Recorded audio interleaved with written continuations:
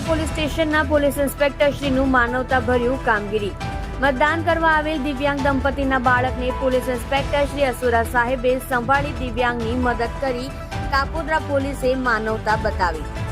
જોડાઈ રહ્યો સત્યની શરૂઆત ન્યૂઝ ચેનલ સાથે અને જુઓ તાજા સમાચાર.